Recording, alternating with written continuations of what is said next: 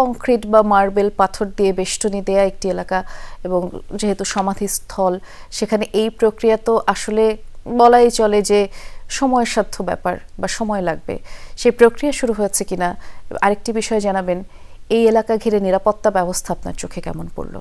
নিরাপত্তা ব্যবস্থার কথা পরে বলছি। আপনি বলছিলেন সময় সাপেক্ষ ব্যাপার, যেহেতু এটি মার্বেল কিংবা কংক্রিটের ঢালাই আছে, শুধু সময় সাপেক্ষ নয়, গতানুগতিক খোদক এই কবর নিশ্চয়ই শেষ যখন হবে অর্থাৎ শেষ পর্যায়ে তখন তিনি হয়তো থাকবেন, কিন্তু তার আগে সেই মার্বেলের যে বেষ্টনী আছে সেটি ভাঙতে হবে। এবং তার জন্য আমরা দেখেছি যে কবরের ঠিক পাশেই নির্মাণ শ্রমিকের একটি দল আমরা দেখেছি, তারা একেবারে শেষ যে নির্দেশনা সেটির অপেক্ষায় আছেন। কিছুক্ষণের মধ্যে হয়তো তারা সেই নির্দেশনাটিও পাবেন, যদিও এর আগে মাফ জোখের যে বিষয়টি সেটি কিন্তু তারা শেষ করেছেন।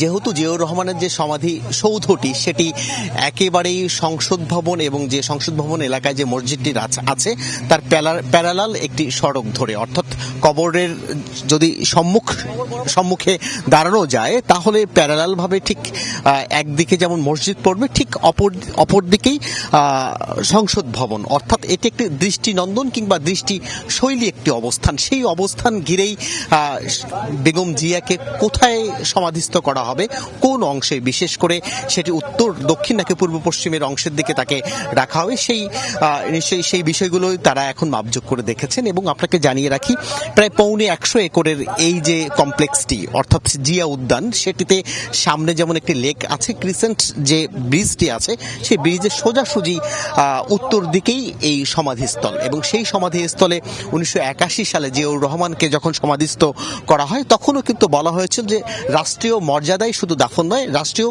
মর্যাদার অংশ হিসাবে, প্রতীক হিসাবে সেটি দৃষ্টিনন্দন কোনো একটি জায়গায় কিংবা সরকারের কোনো গুরুত্বপূর্ণ স্থাপনাগুলোর আশেপাশেই সাধারণত এই ধরনের যারা দীর্ঘ সংগ্রাম করে গেছেন তাদেরকে সমাধিস্থ করা হয়। সেই প্রতীকের অংশ হিসেবে বেগম খালেদা জিয়াকে এখানেই সমাধিস্থ করার সিদ্ধান্ত হয়েছে। আমরা দেখেছি নিরাপত্তাও বাড়ানো হয়েছে এবং সেটি ভোরবেলা থেকেই নিরাপত্তা বাড়ানো হয়েছে, আকাশে করে ড্রোন উঠতে দেওয়া হচ্ছে না। এবং একই সঙ্গে আমরা গণমাধ্যম কর্মীরা অন্তত 50 থেকে 100 মিটার দূরে অবস্থান করছি এবং এর আশেপাশে অন্তত 2টি বেষ্টনী করা হয়েছে। নেতাকর্মীরাও এখানে ভিড় করছিলেন। সেই সব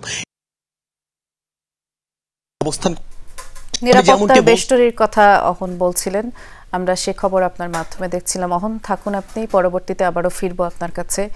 মা, পিম্পল 5 দিনেই চলে যাবে। যাবে না মা। জাপ নিমের 5 অংশের পাওয়ারে 5 দিনেই দূর হবে পিম্পল। হিমালয়া পিউরিফাইং নিম ফেস ওয়াশ।